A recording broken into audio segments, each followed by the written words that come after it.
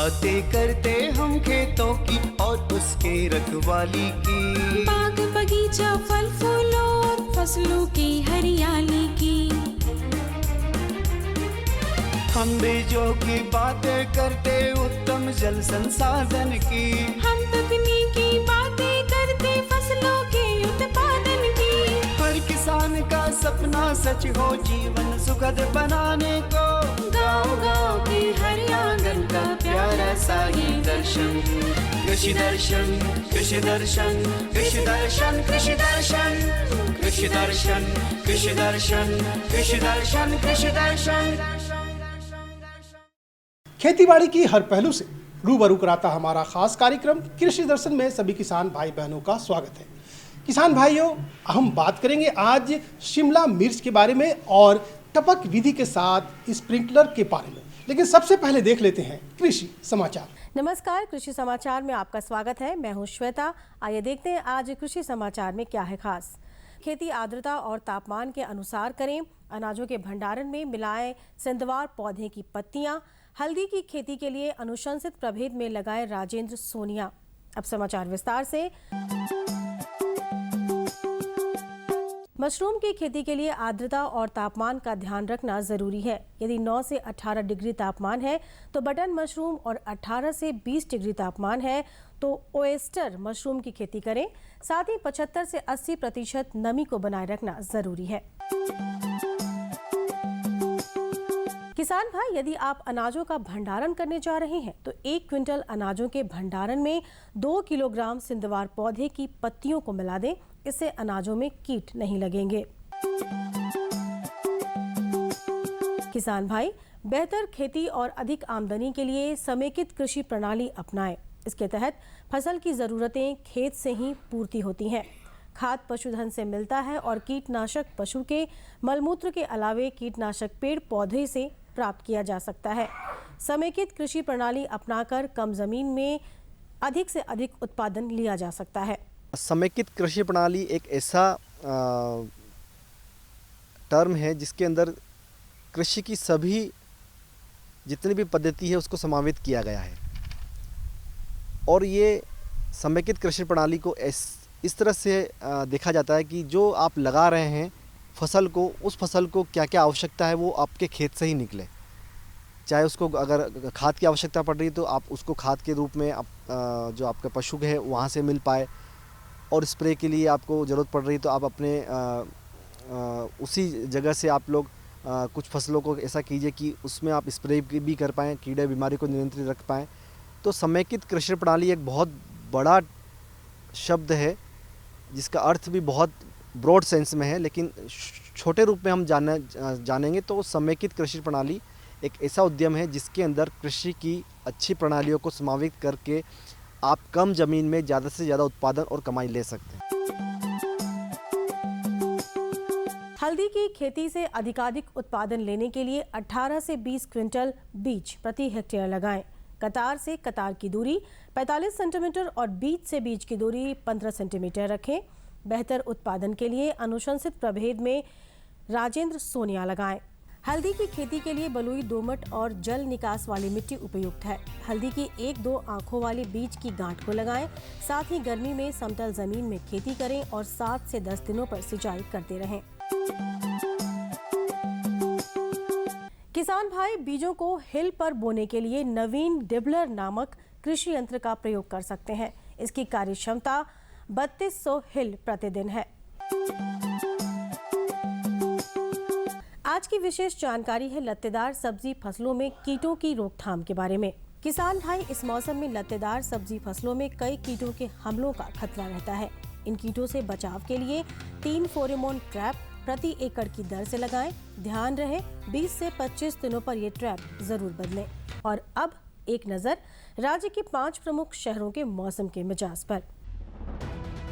आज राज्य के 5 प्रमुख नगरों के अधिकतम और न्यूनतम तापमान कुछ इस प्रकार दर्ज किए। रांची का अधिकतम तापमान 39 डिग्री सेल्सियस और न्यूनतम 24 डिग्री सेल्सियस।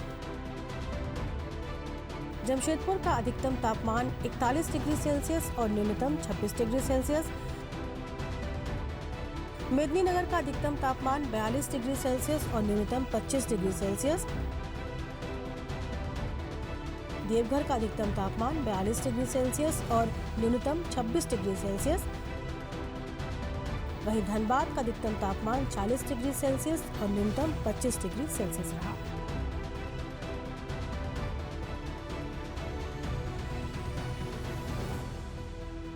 कृषि समाचार में आज इतना ही। अगले दिन अगले अंक में फिर मुलाकात होगी कुछ ताज़ा तरीन खबरों के साथ। तब तक के लिए दीजिए इजाजत। नमस्कार, जोहार। किसान भाइयों, आज हम बात करेंगे शिमला मिर्च के बारे में। शिमला मिर्च की आप खेती तो करते ही हैं, लेकिन अगर आगाद खेती करनी चाहे तो कब करना चाहिए, कैसे करना चाहिए और इसका प्रबंधन कैसे हो जो कि आपको अधिक से अधिक मुनाफा दिला सके। तो चलिए इसकी जानकारी देने के लिए हमारे साथ विशेषज्ञ हैं, सीधा उन्हीं के पास चलते हैं। दक्षिण अमेरिका की फसल है कैप्सिकम, जो भारत में शिमला मिर्च के नाम से भी जाना जाता है। दरअसल अंग्रेजों ने भारत में सबसे पहले कैप्सिकम को शिमला में उगाया। इस वजह से भारत में इसका नाम शिमला मिर्च पड़ गया। इसकी चर्चा बेमानी नहीं है, क्योंकि शिमला हिमाचल और झारखंड का आच्छादित पर्वतीय प्रदेश है। जलवायु में समानता है। झारखंड में भी शिमला मिर्च की बहुत अच्छी खेती कर सकते हैं। इसके लिए शिमला मिर्च की खेती का कुशल प्रबंधन करना होगा। वर्तमान समय शिमला मिर्च की आगाद खेती की बुआई का है। राज्य के जो किसान शिमला मिर्च की आगाद खेती करना चाहते हैं, वो मई में फसल लगा दें।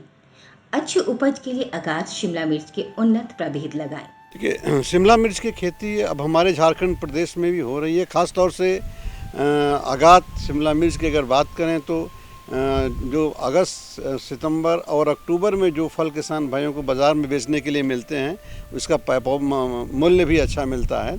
तो अभी अगर हम शिमला मिर्च की खेती की बात करें तो हमारे झारखंड प्रदेश में बिचड़ा डालने का जो सबसे सही समय है, वो हम लोगों ने देखा है कि किसान भाई मई के प्रथम पखवाड़े में या दूसरे पखवाड़े में या अप्रैल के अंत तक भी बिचड़ा शिमला मिर्च का डाल सकते हैं। और सबसे पहले उन्नत किस्मों का बीज मिलना बहुत ही आवश्यक है। सामान्य और संकर दो तरह की किस्में शिमला मिर्च की पाई जाती हैं। अगर हम सामान्य किस्म की बात करें तो अपने इस अनुसंधान केंद्र पलांडू रांची से भी हम लोगों ने किसान भाइयों के लिए एक आगाद किस्म विकसित की है, स्वर्ण अतुल्या करके, जो कि आगाद खेती के लिए और अगर हम कहें तो इसके फल सितंबर अक्टूबर तक भी आ जाते हैं बाज़ार में। तो ये यहाँ के जलवायु के लिए बड़ी अच्छी पाई गई है और इसका बीज भी हमारे इस अनुसंधान केंद्र पलांडू रांची से उपलब्ध है। किसान भाई यहाँ से संपर्क करके बीज भी प्राप्त करते हैं। इसके अलावा दूसरे संस्थानों से भी सामान्य किस्मों का विकास हुआ है। हमारे बंगलौर में एक अनुसंधान संस्थान बागवानी फसलों पे है, जैसे कि Indian institute of horticulture research कहते हैं। वहाँ से भी अर्का मोहिनी और अर्का गौरव सामान्य किस्में वहाँ से भी निकली हैं। किसान भाई वहाँ से बीज का कर सकते हैं और निजी क्षेत्र की किस्में भी बाज़ार में काफ़ी बड़े पैमाने पे हैं। संकर किस्मों की बात करते हैं तो भारत एक सबसे अच्छी किस्म है, कैलिफोर्निया वंडर। इन सब किस्मों का बीज भी खेती किसान भाई कर सकते हैं और निजी संस्थाओं के भी बहुत सारी संकर किस्में बाज़ार में उपलब्ध हैं, जो कि अधिक तापक्रम पे फल देने में सक्षम हैं। उनका बीज भी किसान भाई ले सकते हैं। शिमला मिर्च की खेती का प्रबंधन का उद्देश्य है ज़्यादा से ज़्यादा उपज और ज़्यादा से ज़्यादा लाभ कमाना। इसके लिए बीज बोने और बिचड़ा तैयार करने के समय से ही ध्यान देना होगा। आगाद खेती के लिए खेत में सीधे बीज की बुआई न करके नर्सरी में बिचड़ा तैयार करना ज़्यादा फायदेमंद है। देखिए, सबसे पहले तो हम बिचड़ा उत्पादन के बारे में चर्चा करेंगे। पहले किसान भाई ज़मीन पे क्यारियां बना करके बिचड़ा उत्पादन करते थे, लेकिन अभी काफ़ी तकनीकी उन्नति हुई है और हम लोगों ने देखा है कि अगर प्रो ट्रे में, प्लास्टिक की ट्रे में बिचड़ा उत्पादन किसान भाई करते हैं तो स्वस्थ बिचड़ा उत्पादन आराम से कर सकते हैं। प्लास्टिक की ट्रे बाज़ार में उपलब्ध हैं और उसमें कोकोपिट, जो कि जितने भी हमारे प्रो ट्रेज होते हैं उसको हम उन्हीं कोकोपिट से भी फिल करके और एक होल में 2 बीज या 1 बीज इस तरह से डालते हैं, जिससे कि बाहर की मिट्टी इसमें हम नहीं मिलाते हैं, जिससे कि क्योंकि जो हमारा कोकोपिट होता है जो कि बना बनाया बाज़ार में उपलब्ध है, स्टरलाइज होता है और इसमें फफूंद या दूसरी बीमारियों के फैलने की ज़रूरत नहीं होती है, मतलब अवरोधी होती है। इसलिए कोकोपिट का ही प्रयोग किसान भाई करें। और बिचड़ा डालने के बाद करीब गर्मी के मौसम में तो प्रो ट्रे को हम छाए में रखते हैं, पानी की उचित व्यवस्था रखते हैं और हम लोगों ने देखा है करीब 3 सप्ताह में पौध लगाने लायक हो जाती है। और पौध जब तैयार हो जाए 4 से 6 पत्ती वाली अवस्था पे हम कहते हैं, उस समय खेत में रोपाई करना बहुत ही आवश्यक होता है। जैसे जैसे किसान भाई पौध को लंबे समय तक प्रोट्रे में या बिचड़ा उत्पादन की अवस्था में ही छोड़ देते हैं तो हमारा उत्पादन काफ़ी प्रभावित होता है और उपज नहीं मिलती है। शिमला मिर्च के बेहतर उत्पादन के लिए मिट्टी में जीवांश का होना बहुत जरूरी है। मिट्टी में पोषण तत्वों की पर्याप्त मात्रा होगी तभी पौधों का सही विकास होगा और अच्छी उपज मिलेगी। इस बात को ध्यान में रखकर खेत की जुताई करके खेत में फसल लगाने से पहले ही सड़ी हुई गोबर की खाद डालें। अम्लीय मिट्टी के उपचार के लिए चूना दें, जबकि मुख्य उर्वरकों में नाइट्रोजन, फास्फोरस और पोटास दें। देखिए, सबसे पहले तो हम किसान भाइयों को उर्वरक के बारे में बताना चाहेंगे। जो भी हमारे सब्जी की खेती की बात जब हम करते हैं या कोई भी ऐसी सब्जी खेती जिसमें कि मिट्टी में जीवाणुयुक्त खाद की मात्रा होना बहुत ही ज़रूरी है, इसलिए हम लोग करीब 20 से 25 क्विंटल सड़ी हुई गोबर की खाद प्रति हेक्टेयर की दर से डालने की सिफारिश करते हैं। अभी गर्मी का मौसम है, अब अभी किसान भाई खेत की अच्छी तरह से जुताई करके गोबर की सड़ी हुई खाद 20 से 25 क्विंटल 200 से 250 क्विंटल प्रति हेक्टेयर 20 से 25 टन के हिसाब से डालें और मिट्टी में मिला दें। और मिट्टी को जुताई करके छोड़ भी सकते हैं, जिससे कि हमारे जो कि कीड़े मकोड़े और बीमारी पैदा करने वाले जो भी जीव जंतु हैं वो गर्मी के अधिक तापक्रम से मर जाते हैं। इसके बाद हम लोग खाद एवं उर्वरक की जब बात करते हैं तो गोबर की खाद के अलावा 5 कुंटल चूना प्रति हेक्टेयर की दर से, क्योंकि हमारे झारखंड प्रदेश की मिट्टी अम्लीय है, इसलिए अम्लीय मिट्टी में चूना का प्रयोग करना बहुत ही आवश्यक होता है। अम्लीय मिट्टी में चूँकि जीवाणु मुरझा रोग काफ़ी आता है और सोलानेसी परिवार की जितनी भी सब्जियां हैं, टमाटर, बैगन, मिर्च, इसमें जीवाणु मुरझा रोग काफ़ी बड़े स्तर पे आता है। तो अम्लीयता को ख़त्म करने के लिए किसान भाई 5 कुंटल प्रति हेक्टेयर जो कि कृषि योग्य चूना होता है उसका व्यवहार जरूर करें। नाइट्रोजन, फास्फोरस और पोटास प्रमुख पोषक तत्व हैं जो कि हमारे फसल उत्पादन या सब्जी उत्पादन में आवश्यक होते हैं। हम लोगों ने देखा है कि करीब 120 किलोग्राम नाइट्रोजन, 80 किलोग्राम फास्फोरस और 60 किलोग्राम पोटास तत्व के रूप में दिया जाता है। नाइट्रोजन उर्वरक को हम लोग 1/3 मात्रा खेत की तैयारी के समय देते हैं और शेष बची हुई नाइट्रोजन को 2 भागों में बांट करके निराई गुड़ाई करते समय जब पौधे की बढ़वार होती है उस समय दिया जाता है। और फास्फोरस और पोटास की पूरी मात्रा तो खेत की तैयारी के समय या रुपाई से पहले दे देते हैं। किसी भी फसल की खेती में प्रबंधन की जरूरत ये सुनिश्चित करने के लिए होता है कि पौधे अपने हिस्से का 100% खाद, पानी, दवा और धूप का दोहन शोषण कर सके। इस बात को ध्यान में रखते हुए राज्य के किसान शिमला मिर्च क्यारियों में लगाएं। इससे कतारों और पौधों के बीच अनुशंसित दूरी जरूर रखें। क्यारियों की बात आती है, लाइन से लाइन और पौधे से पौधे की दूरी की बात आती है। हम लोगों ने देखा है कि 1 से 1.25 मीटर की दूरी पे हम लोग ऊंची उठी हुई क्यारियां बनाते हैं। एक क्यारी की चौड़ाई करीब 1 से 1.25 मीटर तक रहती है और 2 क्यारी के बीच में इस तरह से एक नाली रहती है और क्यारियों के ऊपर 40 बाई 40 सेंटीमीटर पे हम लोग लाइन और पौधे की दूरी पे इसका पौधे की रोपाई करते हैं। रोपाई करते समय किसान भाइयों को ध्यान देना है, मल्च का प्रयोग जरूर करें। आजकल प्लास्टिक की मल्च आ रही हैं और मल्च के प्रयोग करने से एक तो खरपतवार की समस्या हमारी फसल में नहीं आती है कि बरसात के मौसम में जब पौधों की बढ़वार होती है उस समय खरपतवार काफ़ी बड़े पैमाने पे आते हैं। इसलिए इससे बचने के लिए मल्च का प्रयोग जरूर करें किसान भाई। साथ साथ ड्रिप इरिगेशन, टपकन सिंचाई विधि के लिए ड्रिप इरिगेशन की भी व्यवस्था करेंगे। अगर किसान भाई ड्रिप इरिगेशन और मल्च के साथ शिमला मिर्च की खेती करने जा रहे हैं तो निश्चित रूप से उनका फसल बड़ी अच्छी रहेगी और उत्पादन भी अच्छा मिलेगा। क्योंकि शिमला मिर्च कतार में लगाते हैं तो कतारबद्ध पौधों के लिए प्लास्टिक और मल्चिंग और टपक सिंचाई करना आसान होता है। मल्चिंग पौधा संरक्षण करने में, नमी बनाए रखने में, लागत कम करने और उपज बढ़ाने में मददगार होता है। अगर बात करें तो सब्जी की फसलों में सिंचाई की व्यवस्था का बड़ी जल्दी करनी पड़ती है, खासतौर से गर्मी के मौसम में। बरसात में तो जुलाई से लेकर अगस्त तक उतनी दिक्कत नहीं रहती है, इसलिए जब भी किसान भाई खुले में सब्जी की खेती करते हैं, मल्च का प्रयोग नहीं करते हैं, ऊँची उठी हुई क्यारियों की व्यवस्था नहीं करते हैं, तो उस समय पौधे में खरपतवार नियंत्रण और रोग नियंत्रण पे ही सारा ध्यान केंद्रित हो जाता है और हमारा सारा जो खेती की लागत है वो खरपतवार नियंत्रण और रोग नियंत्रण पे करीब आधे से ज़्यादा की लागत आ जाती है। फिर किसान भाइयों को बाज़ार भाव मिलता तो अच्छा है, लेकिन अच्छा फल नहीं मिलता है और उत्पादन भी कम हो जाता है, इसलिए एक घाटे का सौदा बन के रह जाता है। इसलिए मेरा सुझाव किसान भाइयों के लिए यही है कि प्लास्टिक का मल्च और टपकन सिंचाई की बीज की व्यवस्था जरूर रखें, जिससे कि सब्जी फसलों से अच्छा उत्पादन मिल सके। किसान भाइयों, गर्मी का मौसम आ गया है और ऐसे में पानी की समस्या हो जाती है, लेकिन अगर आप टपक विधि और स्प्रिंकलर का इस्तेमाल करते हैं तो पानी की समस्या नहीं रह जाती। कैसे? इसके बारे में हमारे साथ विशेषज्ञ हैं, उनसे जान लेते हैं कि इसका इस्तेमाल करके व्यावसायिक खेती कैसे की जा सकती है। तो आइए लेते हैं ये महत्वपूर्ण जानकारी। पिछले 1-2 दशक से झारखंड का भूगर्भ जल स्तर लगातार नीचे जा रहा है। गर्मी के मौसम में स्थिति और भी खराब हो जाती है। अभी गर्मी का मौसम है और इस मौसम में किसान भाइयों के लिए सिंचाई की व्यवस्था एक समस्या बन जाती है। ऐसे में सिंचाई की किसी ऐसे तकनीक की जरूरत महसूस होती है जो पानी की न्यूनतम मात्रा में अधिकतम परिणाम देने में सक्षम हो।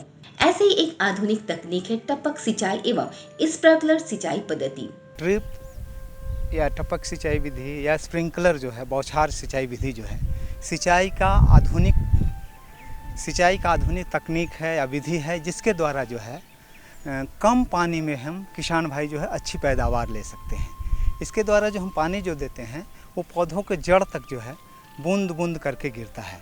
टपक सिंचाई विधि से जो हम पानी देते हैं तो पानी के साथ साथ जो है रासायनिक खाद भी जो है हम पौधों के जड़ तक पहुंचाते हैं। परंपरागत तरीका से जब हम खेती करते हैं तो जब सिंचाई करते हैं तो उसमें जो सिंचाई जो फ्लड इरिगेशन करते हैं, फ्लड इरिगेशन में जो है आप जो क्यारियों में पानी को भरते हैं या जो है आप जो है थाला बना के जो है बेड बना के जो करते हैं, तो 2 बेड के बीच में जो है आप पानी को भरते हैं और उस पानी का जो है मात्र जो है 20% जो ही पौधा ले पाता है, बाकी का 80% पानी जो है यूँ ही बेकार हो जाता है। पानी जो है बाष्पीकरण करके उड़ जाता है या रीस करके जो है बाहर निकल जाता है। रीसने के दरमियान जो है आप जो है पौधों को जो है पोषक तत्व जो देते हैं, जो रासायनिक उर्वरक देते हैं, वो भी रीस कर जो है बाहर निकल जाता है, जिसके चलते पौधों को जो है पोषक तत्व की कमी हो जाता है और उसका असर जो है उसका पैदावार पे होता है, उसका उपज दर पे होता है। लेकिन आप टपक सिंचाई विधि का अगर प्रयोग करते हैं तो जो है आप जो है फसल का अच्छा उत्पादन ले सकते हैं। पानी का जो वेस्टेज है वो 80% पानी का बर्बादी को आप बचा सकते हैं और कम पानी में जो है आप अच्छी पैदावार ले सकते हैं। टपक सिंचाई प्रणाली में पानी को टंकी से पौधों तक पहुंचाने के लिए motor, pump, pipe, filter, dripper जैसे कई घटक लगे होते हैं। इनके सुचारू संचालन के लिए लगातार देखरेख की जरूरत होती है, साफ सफाई और हिफाजत की जरूरत होती है। किसान भाइयों, अगर आप ड्रिप इरिगेशन टपक सिंचाई विधि का प्रयोग करते हैं तो निश्चित रूप से जो है इसमें जो है आपको जो है प्रतिदिन पानी देने की ज़रूरत होती है। ये परंपरागत तरीका से जो है एक बार जैसे सिंचाई कर दिए तो उसमें नमी जो है 8 से 10 दिन तक रहता है, वैसा नहीं होता है। इसमें प्रतिदिन जो है उचित मात्रा में जो है आपको ड्रिप चलाना होता है और ड्रिप चलाने के दौरान जो है शुरुआत में आपको जो देखना है कि जो ड्रिपर है उससे पानी जो है सही मात्रा में सभी जगह बराबर मात्रा में गिर रहा है कि नहीं, और जो भी जो है इसमें फ़िल्टर्स जो है उसका जो है सर सफाई का भी व्यवस्था करना चाहिए कि इसका सफाई होना चाहिए, ताकि जो है इसमें किसी तरह का कचरा है पड़ गया है तो उसका सफाई हो जाए, ताकि जो है पानी जो है सही मात्रा में। सबसे बड़ा इसका रख रखाव का है कि इसमें पशुओं का जो है प्रवेश वंचित होना चाहिए, क्योंकि इसमें जितने भी जो संयंत्र लगे हुए हैं वो प्लास्टिक के होते हैं, चाहे वो फिल्टर हो, चाहे वो जो ड्रिपर हो, चाहे वो लैटरल हो। तो अगर इसमें पशु का प्रवेश हो जाता है तो उससे क्षतिग्रस्त हो जाएगा, नुकसान हो जाएगा। तो किसान भाई ध्यान रखें कि इसमें पशुओं का प्रवेश रोकें। और इसका रख रखाव में जो है चूहों का प्रकोप भी बहुत ज़्यादा होता है, तो चूहों का प्रकोप के लिए भी जो है इसमें दवा का जो है आप प्रयोग करते रहना चाहिए। हमेशा जो है इसका दवा का प्रयोग किसान भाई करते रहना चाहिए। टपक सिंचाई प्रणाली और स्प्रिंकलर द्वारा सिंचाई करने के कई लाभ हैं। इससे पौधों में तनाव नहीं होता है, पौधों का सही बढ़वार होता है, जिससे पर्याप्त संख्या में शाखा, फूल और फल लगते हैं। टपक और स्प्रिंकलर सिंचाई से उत्पादकता और गुणवत्ता दोनों बढ़ जाती है। किसान भाइयों, फ़ायदा की अगर हम बात करते हैं तो टपक स्प्रिंकलर सिंचाई विधि से किसानों को बहुत सारी फ़ायदा है। पहला जो है कि उत्पादकता और गुणवत्ता की अगर बात करते हैं तो इसमें जो हम पानी जो है उचित मात्रा में सही समय में जो है पौधों के जड़ों पे देते हैं, जिसके चलते जो है पौध में जो है पेड़ पौधों में है सब्जी फसल में जो है तनाव नहीं होता है, जिसके चलते पौधों का वृद्धि जो है काफ़ी अच्छा होता है। उसमें ब्रांचेज ज़्यादा आते हैं, उसमें फूल फल ज़्यादा लगते हैं, जिससे जो है उसकी उत्पादकता जो है बढ़ जाती है। और गुणवत्ता की अगर बात करें तो इसमें जो है हमेशा पानी सही मात्रा में जो है देते हैं। उर्वरक जो है पौधों को जड़ों तक जो है फर्टिगेशन यूनिट के द्वारा जो देते हैं, तो इसमें जो है पौधा जो है उर्वरक का जो भी जो है पोषक तत्व का है सही मात्रा में जो है उपयोग कर लेता है, जिससे उसकी गुणवत्ता उसका आकार में भी वृद्धि हो जाता है। दूसरा बात पानी की करें तो इसमें जो है इस विधि से सिंचाई करते हैं तो पानी का जो है 80% तक जो है आप जो बर्बादी को रोक सकते हैं और इसकी इफ़िशेंसी जो है 90% तक आप बढ़ा सकते हैं। तीसरा फ़ायदा है कि ज़मीन, अगर आप स्प्रिंकलर और ड्रिप सिंचाई पर सिंचाई कर रहे हैं तो हर तरह के ज़मीन में, चाहे ऊबड़ खाबड़ ज़मीन हो, चाहे बंजर ज़मीन हो, चाहे आप जो है समुद्री तट हो या नदी का किनारा हो, सारे जगहों पे जो है इस विधि का प्रयोग करके जो है आप पैदावार अच्छा ले सकते हैं, मुनाफा कमा सकते हैं। तीसरा बात है खरपतवार का। अगर आप इस विधि का प्रयोग करते हैं तो पानी जो आप देते हैं वो पौध के जड़ के पास देते हैं और बाकी भाग जो है सूखा रहता है, जिसके चलते वहाँ पे जो है खरपतवार कम आता है और जो हम पोषक तत्व देते हैं पूरा का पूरा जो है पौधा को मिलता है, जिसके चलते जो है आपका जो है खरपतवार में जो है आप खर्च करते हैं उसमें भी कमी आ जाता है। अगला अगर हम बात करें तो फसल को जो है कीट प्रकोप जो है कीट एवं रोग का प्रभाव क्या होता है। अगर आप ड्रिप सिंचाई का प्रयोग करते हैं तो इसमें जो है पौध जो है रोग से और कीट से लड़ने की क्षमता जो है बढ़ जाती है और उसमें रोग कम लगता है और कम से कम आप रासायनिक का प्रयोग करते हैं और इससे किसानों को फ़ायदा होता है। किसान भाइयों, आप उद्यानिकी फसलों की व्यावसायिक खेती करते हैं तो टपक सिंचाई प्रणाली और स्प्रिंकलर सिंचाई का लाभ जरूर लें। इसे अपने खेतों में लगाने के लिए सरकार से आर्थिक मदद ले सकते हैं। इसके स्थापना के लिए सरकार 90% अनुदान देती है। किसान भाइयों, अगर आप टपक सिंचाई विधि लेना चाहते हैं, का प्रयोग करना चाहते हैं तो इसमें जो है लघु और सीमांत किसानों के लिए 90% तक सरकार के तरफ से, केंद्र सरकार राज्य सरकार के तरफ से सब्सिडी है। 1 एकड़ ज़मीन के लिए 70,000 रुपया की आवश्यकता होती है और किसान को मात्र 7,000 रुपया देना पड़ता है। बाकी का पैसा जो है सरकार खुद वहन करती है और इसके लिए किसान भाई को 2 ही चीज़ की ज़रूरत होता है। एक जो है पानी का सोर्स होना चाहिए, दूसरा पंप होना चाहिए। बाकी जो इसके जितने उपघटक हैं, जैसे मेन सब लाइन है, मेन लाइन है, लैटरल्स है, ड्रिपर्स है, ये सब जो है आपको जो है सरकार के द्वारा जो है मुहैया कराया जाता है। एजेंसी जो है इसकी मुहैया कराता है और इस तरह जो है आप टपक सिंचाई विधि का जो है आपके घर में एजेंसी आके जो लगा देगा और आप जो है इसका प्रयोग करके अच्छा मुनाफा कमा सकते हैं, अच्छी पैदावार ले सकते हैं। उद्यानिकी फसलों की खेती के लिए सबसे कारगर सिंचाई तकनीक है टपक और स्प्रिंकलर सिंचाई। लागत एक बार, पानी की बचत हर बार और ज्यादा उपज बार बार। तो किसान भाइयों, मुझे उम्मीद है कि आपको ये जानकारी पसंद आई होगी, लेकिन हमारा फ़ायदा तभी है जब हमारी बताई जानकारी पर आप अमल करें। अगर आप इस पर अमल करते हैं तो आपका भी फ़ायदा और हमारा भी फ़ायदा। तो चलिए अब यहाँ पर विदा लेते हैं, लेकिन जाने से पहले आपको बता दें कि कोरोना काल का दूसरा काल जो है फिर से शुरू हो गया है। ऐसे में आपको बचकर रहना है, मास्क का प्रयोग करना है, साथ ही साथ सोशल डिस्टेंसिंग जो है उसको ले करके चलना है और अपने परिवार को और ख़ुद को सुरक्षित रखना है। फिलहाल अब इजाज़त, लेकिन जाने से पहले अगर आपके पास में कोई समस्या है जिसका आप समाधान चाहते हैं तो हमें लिख डालिए। हमारा पता है कार्यक्रम कृषि दर्शन, कृषि प्रकोष्ठ द्वारा, केंद्र निदेशक दूरदर्शन केंद्र, रातू रोड, रांची, पिन संख्या 834001। तो हमें रहेगा बेसब्री से आपके खतों का इंतज़ार। तब तक के लिए दीजिए इजाज़त। नमस्कार।